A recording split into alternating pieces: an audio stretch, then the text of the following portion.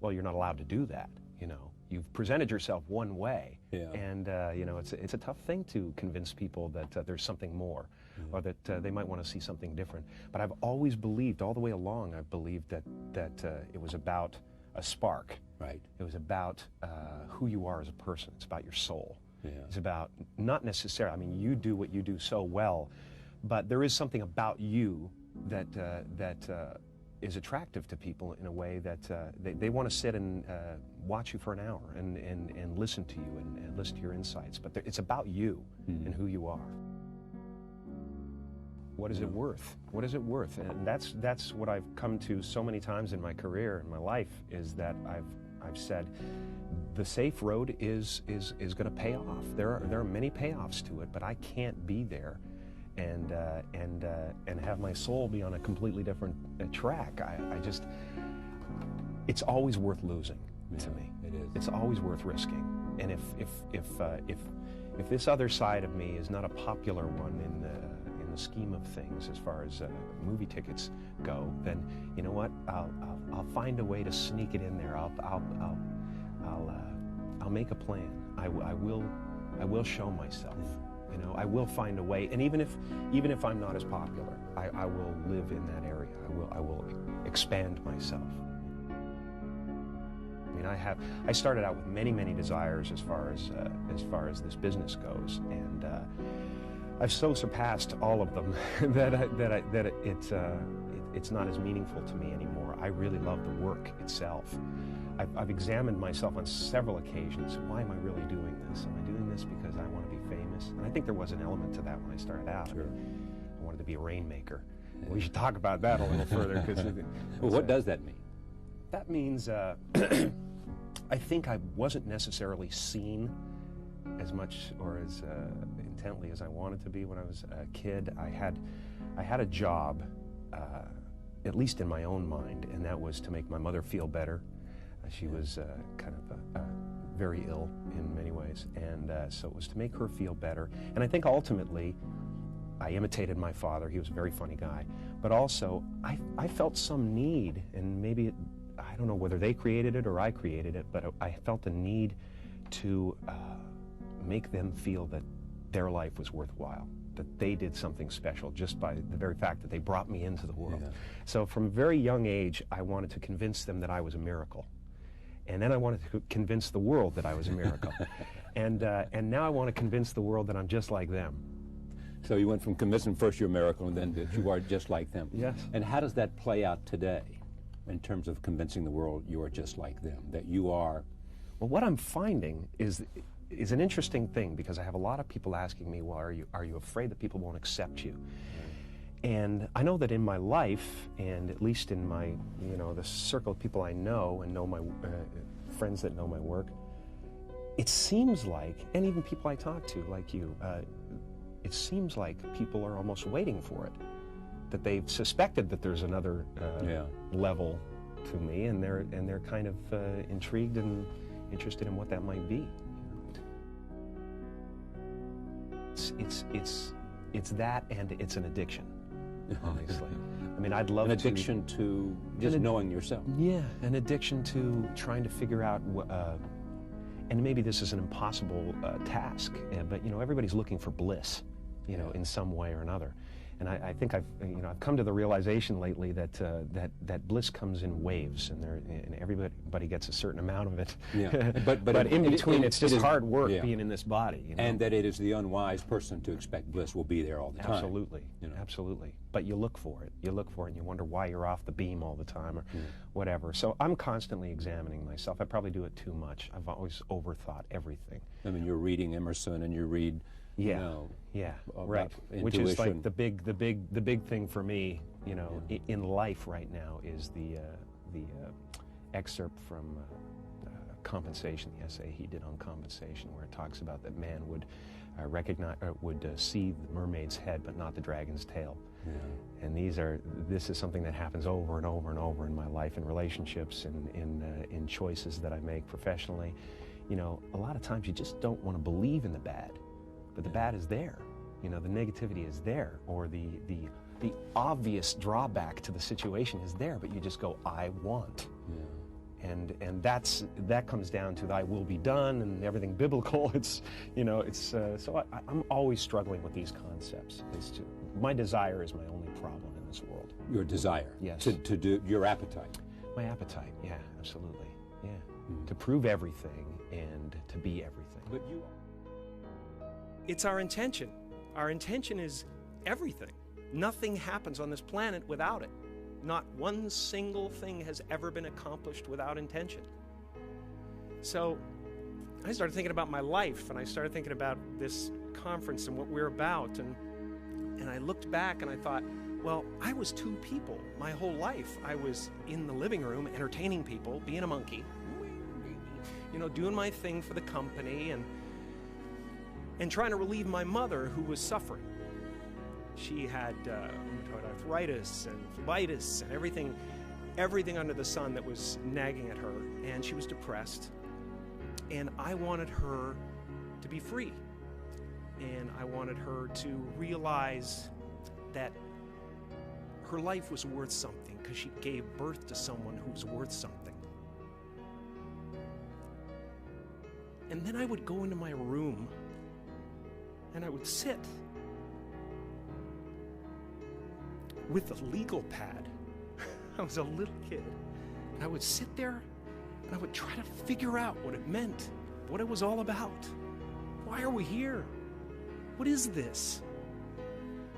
And one day I read something from Buddha that said that all spirituality is about relieving suffering. And I suddenly realized that's what I'm doing in the other room. and I'm aligned. You know, my purpose is aligned with this. So I felt incredibly lucky. I lose sight of that all the time. I get caught up in different concerns and ego concerns. But I'm so lucky to be a part of this community and to do something that is of value. And I really cherish that. And we are all one thing. It really is true. Can I speak to the person in the last row, in the very last seat against the wall? Is there someone back there that can say hello? What's your name? Andrea, are you aware that, do you have the distinct, palpable feeling that your intention created this evening, as well as Melissa's? Do you understand that all of this entire event is happening inside you?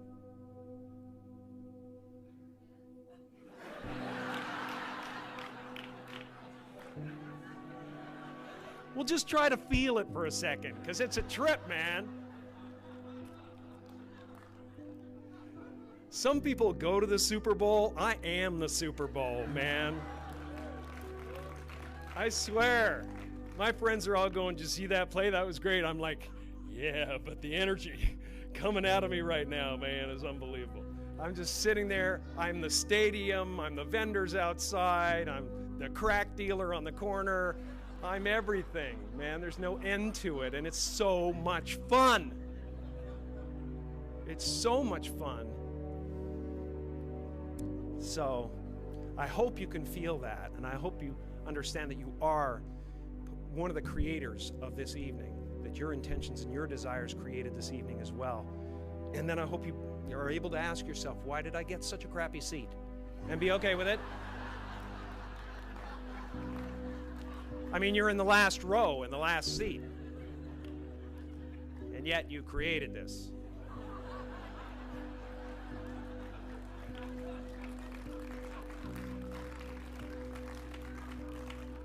That's gotta be, it's a really selfless thing to do. So understand, based on some things that I read about you, you know, that in the end, it's really a lot about self-respect.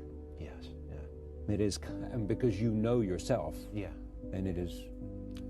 Well, yeah, and self-respect is certainly one of the major problems in the world. Self-esteem is the reason for most ills. And, you know, desiring what we don't have. I mean... Appleton is me, or I am Peter Appleton. Sure. Yes. How did you mean that? Well, in the respect that he has this yearning that that is more important to him. Again, false gods. Right. When you put something so in the forefront of your life, some desire in the forefront of your life, that everything else starts to suffer. I understand that. I understand that because I've gone that way and had to pull myself back or whatever, but it's the yearning that is, can be something very positive. It can create wonderful things, but when it makes you negate your life and the people in your life, it becomes, or, you know, again, like when it makes you bear false witness, you know, and sell somebody out, it's just not worth having, you know. That yearning is the tough part. The yearning to kind of have that, but not make it completely consume you. And that would be the selling out of his friends. Selling out of his friends, who were not guilty of anything, and he's who he living didn't in even know. He's living in a place of fear of loss. Right. You know, and that's always a dangerous character. The guy who's afraid of loss is a dangerous guy, because he's the guy in Hollywood that stabs you in the back, or, you know, turns on somebody or whatever. You know, trying to protect If this you know, dream. if you know a man's fear, then you can conquer him. Some say. Truly, I mean, that's what the Blacklist era was about. Somebody, you know, McCarthy, sat back and said, "My gosh, what a wonderful fear to take advantage of, and to bring myself to power through it." You know. You know what? I believe in the universe. I believe in the Horn of Plenty. I believe in the cornucopia.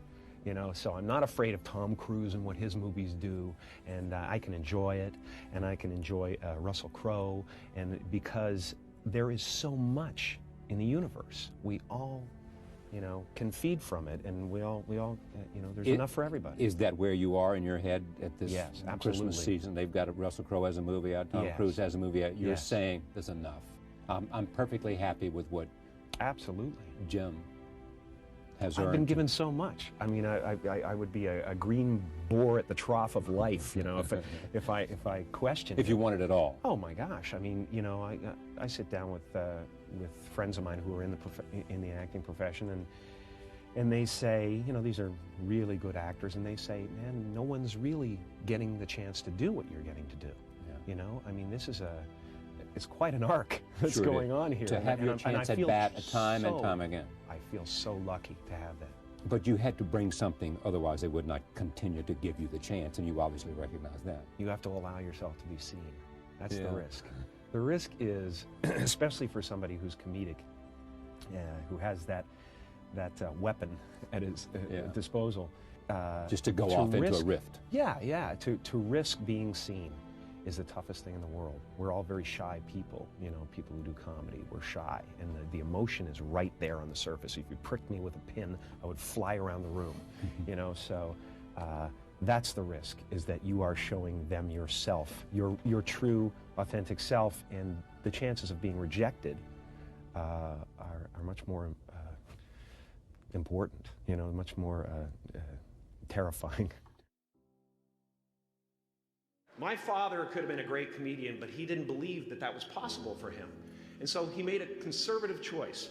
Instead, he got a safe job as an accountant. And when I was 12 years old, he was let go from that safe job. And our family had to do whatever we could to survive. I learned many great lessons from my father, not the least of which was that you can fail at what you don't want. So you might as well take a chance on doing what you love.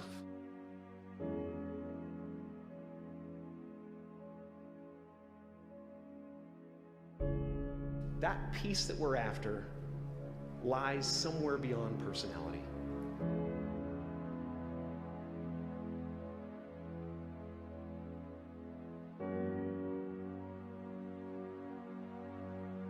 As far as I can tell, it's just about letting the universe know what you want and working toward it while letting go of how it comes to pass. And when I say life doesn't happen to you, it happens for you, I really don't know if that's true.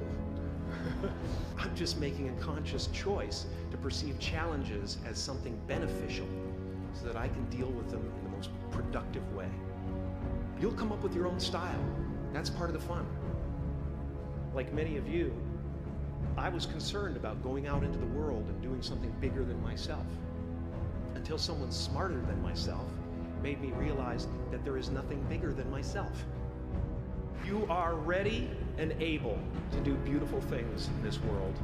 And after you walk through those doors today, you will only ever have two choices: love or fear. Choose love, and don't ever let fear turn you against your playful heart.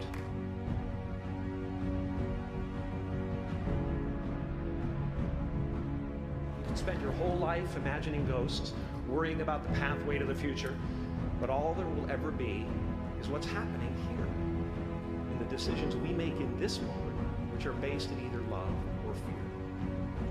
So many of us choose our path out of fear disguised as practicality. What we really want seems impossibly out of reach and ridiculous to expect, so we never dare to ask the universe for it. I'm saying I'm the proof that you can ask the universe for it. Please. I can tell you from experience, the effect you have on others is the most valuable currency there is. Yeah, I would visualize, This is when you were broke and poor. Right, having directors interested in me and people that I respected saying, you know, I like your work, or whatever that is.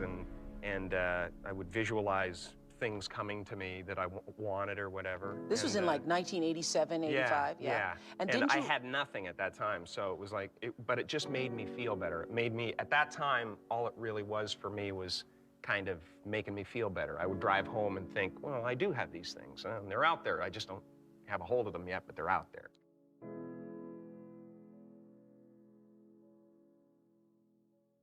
I wrote myself a check for $10 million. For acting services rendered, and I gave myself 5 years, or 3 years maybe, and I dated it Thanksgiving 1995, and I put it in my wallet and I kept it there, and it deteriorated and stuff, but then just before Thanksgiving 1995, I found out that I was going to make $10 million on, I think it was Dumb and Dumber. It's all a risk, but yeah, no, going on stage would be wonderful. I used to, you know, I did 15 years in the comedy clubs before I really started acting. Well, one-on-one, and stand-up, which is a PhD of some kind. Well, it's a PhD of being able to relate to an audience, for sure. Exactly, yeah. You know, and that's handling drunks. This is the thing. It's like, God, you better own it, you know? Whatever it is, you better own it. I know. Have this need for stuff. I'm always like afraid almost that, you know, I like say prayers, you know, make sure, you know, that I still have something to do here, because well, you know, I really believe in the idea that if you don't have something to do here, you go. Well, what's interesting, you said something about your parents that just fascinated me. At a certain point, they were just waiting for the end. Yeah, and absolutely lovely people. Right. But kind of lost heart, you know. My father lost his job, and that hurt him a lot. Attrition of life had taken its toll. Yes, absolutely. And I think at a certain point they weren't enjoying it anymore. They weren't. They were just kind of waiting around. And I saw that early on, and I said, no, I can't have that. I have to break that cycle. Yeah. You know. 'Cause I'm fascinated with that myself, and I'm wary of it myself, about my motivations, about my allegiances, about what I'm expressing in the world, you know, just my day-to-day, you know, contact with people. The idea that, you know, if people come up to me and say, I love you, you know, I try extra hard to give them energy, you know, to make it something that isn't about me. It's about them and this moment, or whatever it is. Yeah. You know, I'm constantly, you know, trying to figure out where I'm at and whether I'm corrupting myself or not, or I'm probably just, you know, really too much about this, but it weighs heavy on me a lot. I believe in manifestation. I believe in, you know, putting a rocket of desire out into the universe, and you get it when you believe it. You get it when you believe you have it, and that's the key. Is like people still, they sit around going, when's it going to come, when's it going to come, when's it going to come, when's it going to come, and that's the wrong way. You're facing the wrong way, you're facing away from it. You have to go, it's here, it's here, it's here.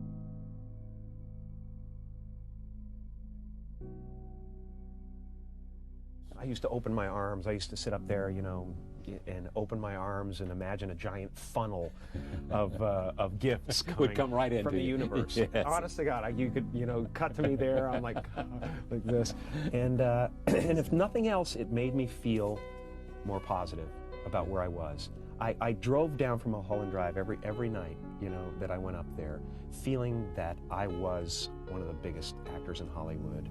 I was doing wonderful work that made people happy.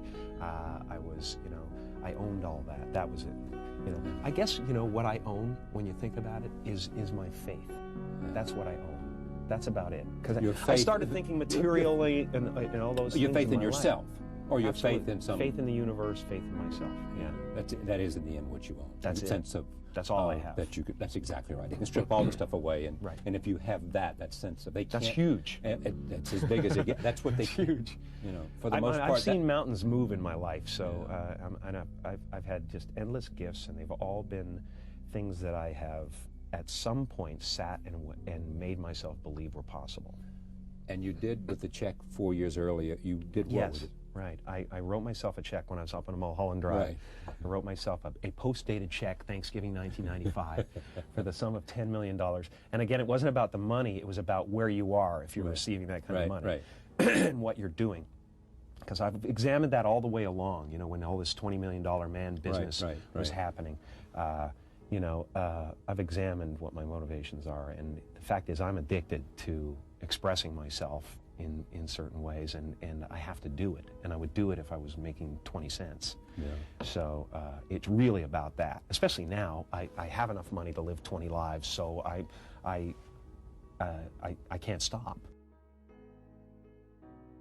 I'm fascinated by what creates characters, you know, what defines people, what creates them, what puts them together. Everybody's Frankenstein, and they just like, as life goes on, you either lose pieces of yourself, gain other pieces, and it just, that's the fascinating thing about acting. It's like somebody like Andy Kaufman, what is it?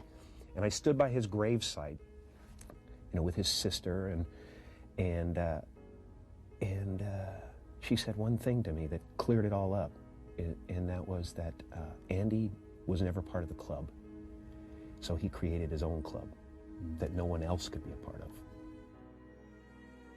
Because I was fully, you know, prepared to just play out, you know, stand-up comedy in comedy clubs. And but there's something within you that constantly pushed the edges of the envelope wherever you were. Well, or at least took advantage of the opportunities that came around. And a lot of it has to do with, you know, just the courage to jump in. I mean, you know, to do films that are out of your so-called power alley, as they call it, it takes nerve, you know. So I have the nerve. You know, and we'll see if I have the goods, but I have the nerve. I'm just excited, really, about always changing, about crossing back and forth across the river and throwing the hounds off the trail. I love that. Just when we think we've got you, we know you, you're off on another route. Absolutely. And if I feel like I've been figured out, boy, look out. I will become something completely different, you know. Maybe I might not want to become something completely different, but express something completely different. I always felt like if the world is going crazy, I'll be calm.